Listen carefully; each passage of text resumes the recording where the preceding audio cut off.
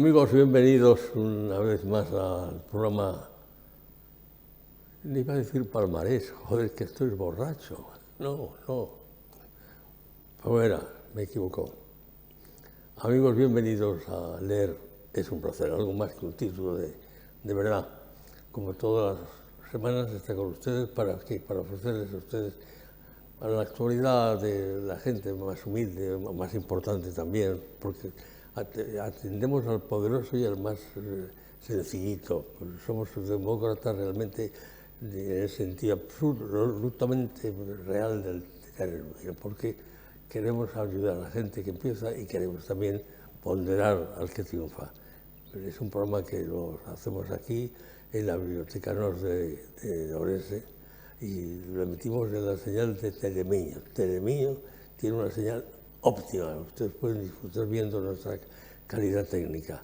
Y también en la red de Canal 131 de R Televisión, ahí también lo pueden ustedes ver. Háganme caso, lean, leer es un placer. Y el programa, como siempre, empieza con ¿qué? ¿Quieren ustedes saber cuáles son los libros más vendidos o las novedades? Pinto, pinto, gorgorito. Novedades. Estas son las novedades que hoy les proponemos.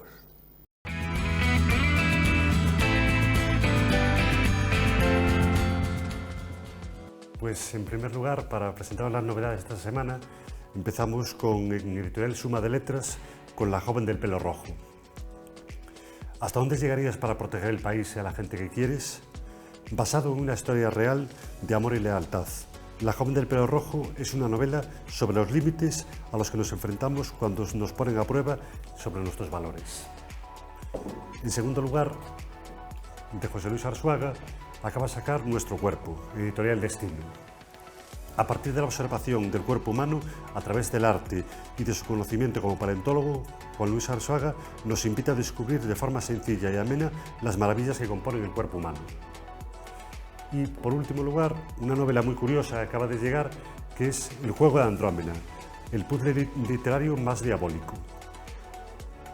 Cada capítulo es una página del diario de un profesor acusado de homicidio de su hija Andrómeda. Sin embargo, las páginas están desordenadas. Ponlas en orden. Y estas son las novedades de esta semana.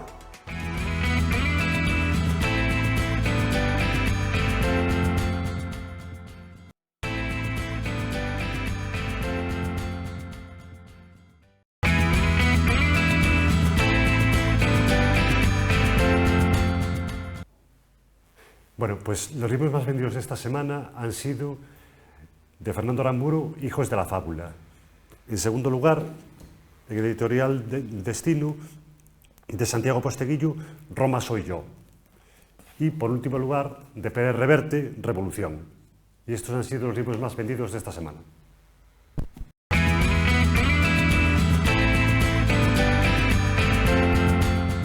En el programa también al final, siempre, desde la librería Cátedra nos recomiendan cuáles son los libros que ellos proponen para regalar pues, a los adultos, a los jóvenes y también, sin olvidar, a los niños, que hay que iniciarlos en la afición por la lectura. Recuerden, leer es un placer. Disfruten.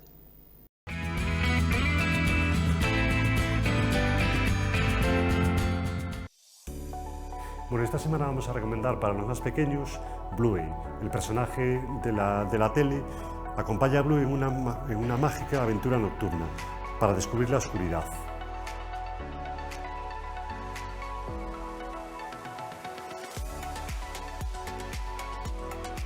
Y este es el libro que recomendamos este año para pequeñitos.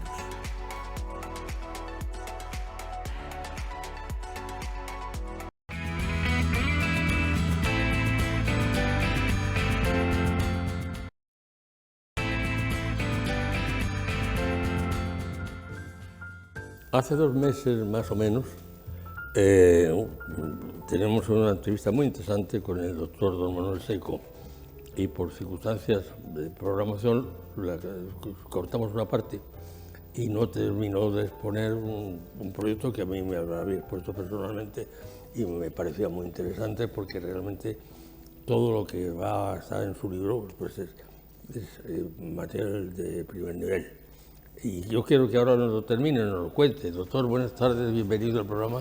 Gracias, Enrique, buenas tardes. Y perdón ante todo por el corte que dimos, que no... No, por favor, ya sé que no, fue Fue culpa un del error. tiempo, que me alargué demasiado y no cabía todo. Es tu tiempo, no lo pierdas en Pues allá voy. decirme cosas. Me he traído unas pequeñas chuletitas para no olvidarme absolutamente de nada. Adelante. Entonces, repasaré un poquito las causas de la crisis en que se encuentra la sanidad española. La primera causa es que desde el inicio se favoreció la medicina privada en detrimento de la medicina pública. El hecho es que medicina de familia dejó de ocuparse de 2 millones de españoles que se encuadraron en MUFACE y posteriormente hasta un número de 12 millones de habitantes tienen un seguro privado que tiene unas deducciones fiscales, lo cual va contra el principio de la equidad absolutamente. Luego en 1997 hubo una ley de sanidad que votaron los dos partidos mayoritarios que favorecía también la privada. Eso es la intención de favorecer la privada y lo han conseguido y lo van a conseguir cada vez más.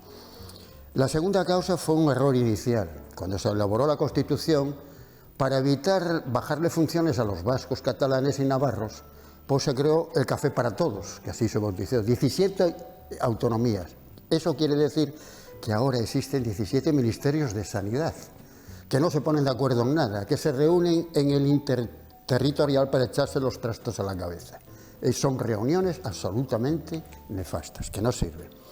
En tercer lugar, no separaron lo público de la privada. Los médicos, en proporción elevada, trabajan en las dos a la vez, en la pública por la mañana y en la privada por la tarde, lo cual hace que muchos gestores sean intercambiables, pública-privada, y como los gestores son políticos, tienen que estar atentos a las puertas giratorias para prepararse el futuro. Al mismo tiempo, recursos públicos se apartan para la privada en forma de convenios, etcétera, fundaciones nuevas. Y luego, en la medicina privada, los enfermos que no reportan mucho beneficio, como son los crónicos o los muy complicados y graves, se pasan a la pública, con lo cual entorpecen la labor ordinaria y encarecen, porque una cama, por ejemplo, de UCI, cuatriplica el valor de una cama ordinaria. En cuarto lugar, el presupuesto se ha estancado. Es cierto que no es mucho inferior al europeo, pero ha aumentado el dedicado a la privada y es menor el dedicado a la pública. Y sobre todo hay una desigualdad con la primaria. La primaria tenía un 25% del porcentaje del presupuesto y actualmente es menos del 15%. Aparte de esto, se ha conseguido que la primaria no valga o valga muy poco. ¿Cómo lo han hecho? Primero, nadie quiere ser, o casi nadie quiere ser, médico de primaria. Son los últimos puestos que se eligen. Este año han quedado vacantes 200. En la formación se escapan 50 todos los años y cuando terminan, en lugar de quedarse, se van al extranjero, que los reciben con manos abiertas, porque la formación en este país, que al principio era la mejor sanidad del mundo y ahora vamos por la cuarta o quinta posición, pues lo reciben en Alemania, en Francia, en Inglaterra, en Portugal, etcétera, con mejores sueldos, por supuesto, y mejor trato, y menos trabajo. Al mismo tiempo se pueden ir a urgencias, o bien se van a la privada. Pero aparte de esto, el presupuesto, como dije, es muy bajo, el dedicado a primaria. Luego no tienen gestión propia, que antes sí la tenían, con lo cual la gestión propia es la que manda al hospital, que es donde están los gestores. Su burocracia ocupa el 66% de su tiempo, con lo cual no tiene tiempo para hacer la labor de médico, es decir, asistir a un paciente. No se puede ver a un paciente 5 minutos, porque si lo tienes que desnudar, entre que se desnuda y se viste, pasan más de 5 minutos, solamente eso. Es decir, es un absurdo y están viendo pacientes en número de 50, 60, 70 o más. Luego, los contratos son basura. Cobran 6.000 euros al año menos que los médicos de hospital y el título es el mismo. 6 años de facultad y 4 de formación. Y al mismo tiempo tienen un desprestigio social y pintan poco las facultades de medicina. Y como resultado de esto, tienen muy mala gestión familiar, exceso de guardias, sustituciones, horas extras, etc. ¿Qué quiere decir esto? Que en la medicina primaria la lista de espera cada vez se alarga más, cuando antes se veían los pacientes el mismo día. Y al mismo tiempo se está abandonando el enfermo crónico, el enfermo de edad, que tiene varias patologías. Y esto causa un ingreso en los hospitales y se llenan todos los hospitales de camas que tenían que estar libres. En séptimo lugar, existe el monopolio del fármaco. Es decir, yo no entiendo por qué las farmacias tienen que expedir medicamentos que cuestan un 20-25% más que si se expedieran en los hospitales o centros de salud. Esto significa un 6% del presupuesto de sanidad, que si se invirtiera en investigación no escaparían nuestros investigadores, que son de los mejores del mundo, y así lo reconocen en todas partes, y tienen que marcharse fuera porque aquí no tienen dónde investigar ni trabajar. Y luego tengo que hablar de la enseñanza. Las facultades de medicina son 44 actualmente, pero van a crecer, van a ir a más, porque cada autonomía quiere tener más de una. Y estas facultades de medicina están haciendo su labor a mediados, como si estuvieran a mediados del siglo XIX o XX. De esto, si tengo tiempo, me gustaría hablar un poquito más. ¿Cuáles son las soluciones? Pues las soluciones, estamos justo en el tiempo. Si no se resuelven todos estos problemas, la sanidad española irá cayendo en el pozo en la que se está metiendo. Tiene que hacerse un pacto estatal y tienen que reunirse políticos, sobre todo de los grupos mayores, con representantes médicos y también con representantes de la Federación de Asociación por Defensa de la Sanidad Pública. Pero yo no quiero ver los sindicatos. Nunca han hecho nada de una manera original. Y tampoco quiero ver los colegios de médicos, que es algo que suena medioevo y que no sirve absolutamente para nada. De esto podría hablar largo y tendido, que he tenido mis luchas con el Colegio de Médicos de aquí. En segundo lugar, habría que recuperar el Ministerio de Sanidad primigenio y hacer uno solo con delegaciones en las autonomías, sino los 4 principios que elaboró la Ley Básica General de Sanidad, Ernest Llull, en el año 1986, nunca se cumplirá. Hasta ahora se cumple la universalidad, la equidad ni de bromas. Es diferente lo que se invierte en sanidad en Vascongadas, Navarra, Cataluña, Madrid, Andalucía, a Galicia y demás. Tampoco existe una eficiencia, una eficacia. ¿Por qué? Porque está demostrado, en las revistas médicas lo leemos todos los médicos, que el 30% de lo que hacemos no sirve y un porcentaje igual de tratamientos no es bueno. Entonces tenemos que mejorar muchísimo eso. Luego, en tercer lugar, hay que hacer una separación del ejercicio público y el privado. Es decir, los médicos o trabajan en la pública o en la privada, pero ojo, si te vas a la privada tienes que hacer como los pilotos o como los médicos formados en los ejércitos estadounidenses. Es decir, tienes que devolver años en la pública. Si has estado estudiando 6 años, son 6, y si has estado formándote 4 años, son 10. A partir del año 10 te vas a la privada. Pero bueno, ¿eso no lo hacen? No, ¿qué va? ¿No? No. Tú eliges, una vez que eres adjunto, que es el rango inferior, puedes trabajar en la privada o en la pública. Hasta ahora, si te ibas a la privada, te quitaban unas 100.000 pesetas de las antiguas pesetas. Que no hay motivos, porque si trabajas 8 horas te tiene que pagar igual que a mí, que estuve solamente en la pública. Luego, los gestores tienen que ser gestores, no tienen que ser intercambiables ni adaptarse a las puertas giratorias. No hay que hacer recursos de la pública a la privada, y la privada no puede enviar los crónicos y los enfermos que no le gustan a la pública para interceptar el desarrollo normal. En cuarto lugar, hay que aumentar el presupuesto. El presupuesto actual está en torno a un 10,7% del PIB, del Producto Interior Bruto, pero habrá que subirlo al menos 2 unidades. Y luego hablo del hospital. El hospital es una empresa ruinosa, lo es desde siempre. No se puede tener un gerente que es un comisario político como tienen en Corea del Norte y como tienen en Cuba y en tercer lugar en España, que dicta las normas de acuerdo con lo que le mandan en este caso en Santiago. Tiene que ser un economista con conocimientos y formación hospitalaria que tenga un presupuesto, que lo ejecute y que lo rinda a final de año y al mismo tiempo que sea transparente y competitivo. Y tiene que estar ayudado por un director médico, un subdirector médico tal vez, un jefe de estudios, una directora y una subdirectora de enfermería, nombradas democráticamente dentro del hospital. Y también un representante. Todo esto viene en tu libro, eso es lo que... Claro, viene detallado, con cifras y comparaciones. Claro, es que si no, es una empresa ruinosa, una empresa que trata a todos igual. Si trabajas como si no trabajas, si eres simpático como si no, si eres empático, si tienes calidad, si eres docente, ¿te pagan lo mismo? O muy poca diferencia no puede ser. Hay que hacer una carrera profesional de acuerdo con esto. Y otra cosa, los jefes de servicio no pueden ser elegidos a dedo como se eligen últimamente. Tienen que ser, más que jefes de servicio, coordinadores, elegidos por los integrantes del servicio cada 4 o 8 años, como se hace en política. Y además los servicios tienen que ser transversales, no se puede hacer un servicio de una sola cosa. Ya el trabajo en el hospital tiene multitud de facetas, el médico, la enfermera, el auxiliar, el informático, el que va a trabajar en inteligencia artificial, con los big data, etcétera, etcétera. Es decir, que esto tiene que cambiar mucho y tiene que hacerse la carrera profesional bien hecha. Primaria, primero, tiene que tener gestión propia. 2, los presupuestos hay que aumentarlos un 25%. 3, el número de médicos de familia probablemente se necesiten 4.000. La ratio en España es de un 0,85 comparada con la europea y en Europa es 1,05, así que 4.000, 5.000. ¿Y dónde están? Pues muy sencillo.